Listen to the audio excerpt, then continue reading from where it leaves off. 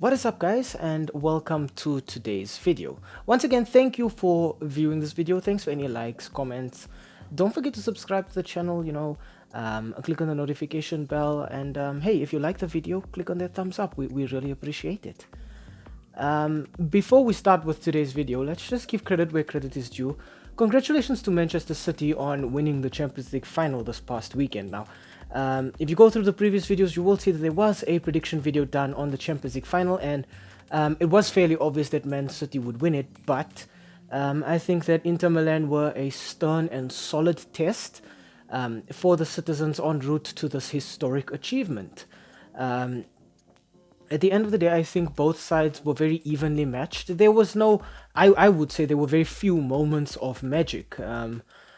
And I think that's down to a very dogged performance from Inter Milan. The match was very technical and very tactical, as opposed to just being, peppered with exceptional talent and fancy moves and fluid football. And again, I think that's because both teams went out there knowing that they had a job to do, and they were focused on getting the job done by hook or by crook. City, courtesy of a fantastic strike from Rodri, were able to go home with the trophy, and I think it's a very well-deserved trophy. Now, personally, I can say that my grandfather is probably spinning in his grave right now because he was a diehard Manchester United supporter, and to know that the noisy neighbours have now equaled that historic achievement of the Champions League, FA Cup, and Premier League would probably annoy him, but I know his comeback would probably be, we did it first. And while that is true, I think City did it a little differently compared to United, but that doesn't take anything away from how City performed this season. A striker who did exactly what he needed to do and found goals, a goalkeeper who was solid, a defensive line that defended, and a midfield that was focused on creating and then breaking down, but still controlling the match. I think also Guardiola was just fantastic this season. He knew exactly what he needed to do to make his team more competitive. He is, after all, I feel, the best tactician in world football right now. More often than not, when Guardiola loses, it's because he overthinks things and because he is too much of a perfectionist. But against Inter, he made no such mistakes. So once again, congratulations to Manchester City for that. It was definitely well deserved. Don't forget that Guardiola was brought in to Manchester City specifically to win the Champions League, and now that he's finally accomplished that, I think he will know that his task is completed, and the next job will probably be trying to retain that treble, because I don't think, as far as I know, there hasn't been a team in history who has been able to retain the treble. So Manchester City could well be the first to do that. Today's video is centered around UEFA's 11. Now, UEFA, like FIFA, at the end of any major tournament, will come up with a team of 11 players who they feel have been the best at their position, from goalkeeper all the way to striker. And UEFA so generously released theirs this past weekend. So today's video, we will be looking at this UEFA 11, assessing it and analyzing it, and just sort of discussing it very quickly as to whether these players deserve to be there. Maybe perhaps there were players who should be there who aren't there, and basically just talking about whether or not we agree with UEFA's assessment of who was actually the best players in the Champions League this season.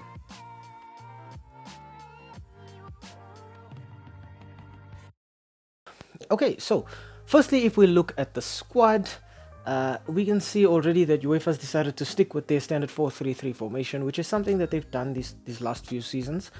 I think simply because it allows them to put a player in kind of every position.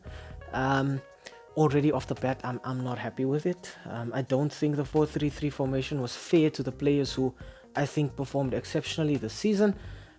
Simply because I think what it does is it kind of now forces you to put players in places where they don't play, simply for the sake of saying, okay, we need to fill this position and this player can kind of play here.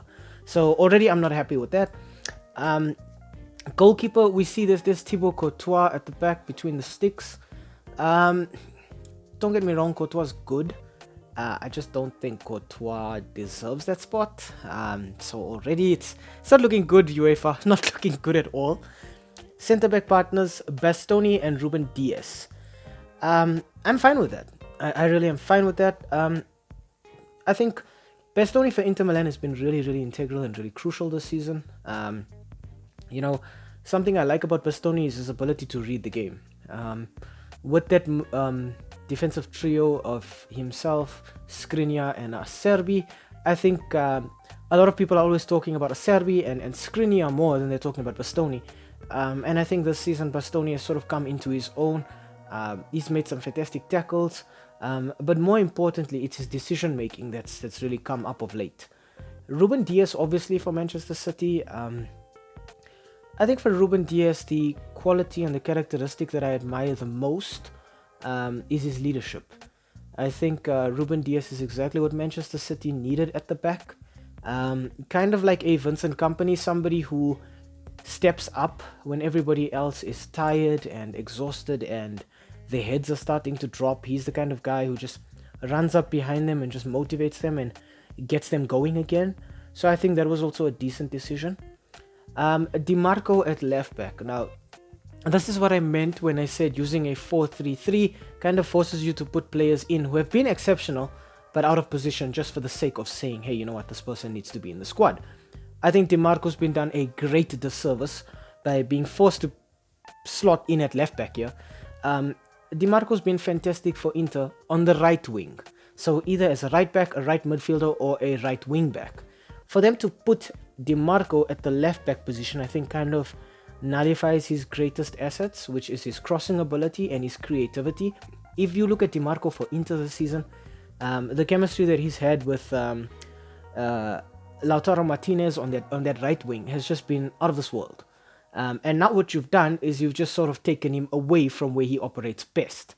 I don't agree with DiMarco there. I think that's not fair. I think if you had to force somebody to be a left back, go with Theo Hernandez even. I mean, that's something you can do from AC Milan. Though I don't think that I've seen any exceptional left backs this season, honestly. I don't think any of the left backs have just stood out and been really good for me this season.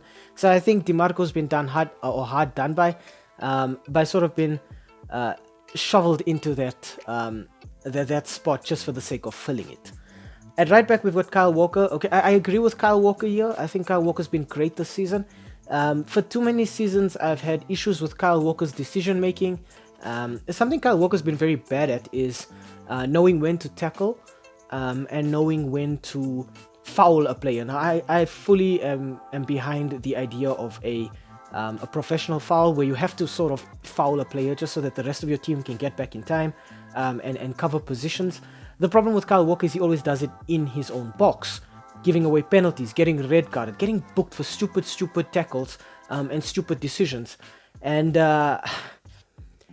yeah, he's changed it this season. So I'm very happy with Kyle Walker being in the squad. I think that is a deserved one. So well done on that one, UEFA. John Stones and Rodri as a sort of double pivot in midfield. John Stones in midfield, I don't know about that one. As far as I know, John Stones is a natural centre back. Putting John Stones in midfield, I think I've seen midfielders do better this season. Maybe not specifically in a holding mid position, or maybe even in a holding mid position. But John Stones and Rodri, Rodri definitely is. Definitely. Those 2 goals that he scored for Man City in the Champions League this season have been vital in them winning the tournament. I think Rodri as well, something that he's often underestimated. Because people look at Rodri and think, oh, he's too defensive. Whereas, you know, he does have that ability to take shots and to score fantastic goals. But Rodri is probably in the squad simply because he knows how to mop up attacks. He knows how to break down opposition attacks and counter attacks. Rodri, I think, as I said previously, the story about the professional fouls, I think Rodri is very good at that because he knows exactly when to do it. If you've watched matches where Man City played against Liverpool and Chelsea, you'd see that Rodri sometimes pulls on opposition players' t-shirts, which is obviously a foul, but he does it to slow the player down, and the ref is obviously going to blow for it and probably book him, but that's fine because he has prevented his team from conceding what could possibly be a crucial goal. So I think Rodri definitely deserves his spot in there. Stones, I think maybe, you could always put Barella in there, you could put Kalanoglu, you could even put Ilkay Gundogan in there, but John Stones, nah, I'm a bit on the fence about that one, UEFA. In front of them in a kind of number 10 position, Kevin De Bruyne definitely deserved. De Bruyne, I think, has the most assists in the Champions League this season. It was a shame to see him come off in the final injured, especially considering I think he missed the previous final in 2021 against Chelsea. A lot of people are saying that De Bruyne just needs that defining moment in his career, to just have done something fantastic for Man City. Personally, I think he's already done it. I think go back and watch that match against Arsenal where he scored a brace. I think that was Kevin De Bruyne's defining moment. Those were his defining goals. For me right now, I think Kevin De Bruyne is the best creative midfielder in the world, bar none. On his day, he is almost Xavi-esque, with a little bit of Iniesta drizzled in there. Not yet at that level, but he could be. And I just think De Bruyne definitely is deserving of that spot. On left wing, we've got Vinicius Jr. Real Madrid may have been a bit lackluster this season in the Champions League, but I think Vinicius Jr. deserves that spot. I think, after Cristiano Ronaldo left Real Madrid, that left wing spot was always going to be an issue for them. I think Vinicius Jr. has sort of taken up the mantle, and he is doing himself and Real Madrid proud so far. Benzema is also leaving Los Blancos, and I think he'll be able to rest assured knowing that the future of Real Madrid is in the hands of fantastic players like Vinicius Jr. So I think that one is also fine. On right wing, we've got Bernardo Silva. I'm a little iffy about Bernardo Silva, if I'm being honest. I think, again, right wing is a position that we haven't really seen players dominate the season.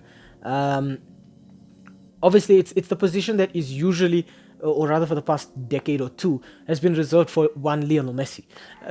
But obviously, Messi's not been that great this season, so I think putting in Bernardo Silva at right wing is kind of doing him a disservice. Maybe he could have been in that midfield as well instead of John Stones.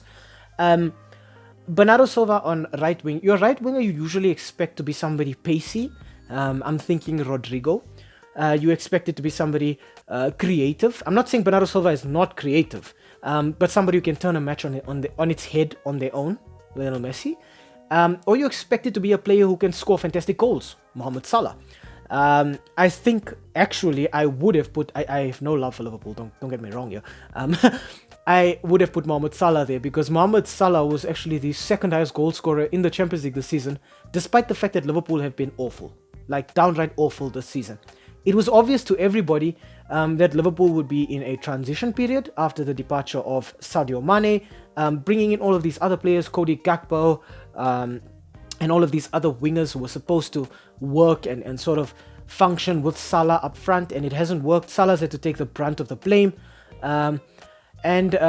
It was obvious that Liverpool were looking to just dominate the Champions League this season. It didn't work out for them, being knocked out in the round of 16, I think it was. But despite that, Salah was the second highest goal scorer. So it makes you wonder if Liverpool were able to get further in the competition, how many goals could Salah have ended the season with in the Champions League? So that right wing position, I'm not too happy with Bernardo Silva there. Again, I'm going to say Bernardo Silva is the kind of player who I say looks for space and moves into space. But he's not the kind of player who can create space on his own with pace. Perhaps he can do it with movement, and he can do it with passing ability, but not with pace. So to put Bernardo Silva on that wing, when you could have put Salah, I think is a bit unfair. But then again, Bernardo Silva has performed fantastically against the likes of Real Madrid this season, and Inter in that final as well. I just think there were players that I would have put in instead. Number 9, Erling Haaland as your central striker. Obviously, that one's a given. I don't think there's anybody on this planet who would have put any other player as the number 9 except Erling Haaland. The top scorer in the Champions League this season, definitely deserved. He's still young, so there's more than enough opportunity for growth. Something that just upset me about Haaland in the final is his passing ability. It needs work. It needs some genuine work. There were some opportunities for Grealish on the left wing. and Haaland just couldn't play the ball to him. So I think, yeah, that passing needs some work.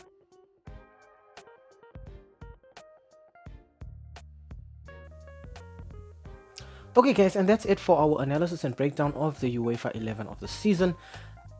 Um, like I said, I don't think I'm too happy with this one. So, as a follow-up to this video, I think in a few days' time you can expect to see my own UEFA 11 of the season. Um, but in the meantime, guys, don't forget to drop a like, subscribe to the channel, turn on those notifications, and if you're happy with the UEFA 11 of the season, let us know down below. If there was anything that you would change, let us know about that too. And we hope to see you again very, very soon. So stay safe out there.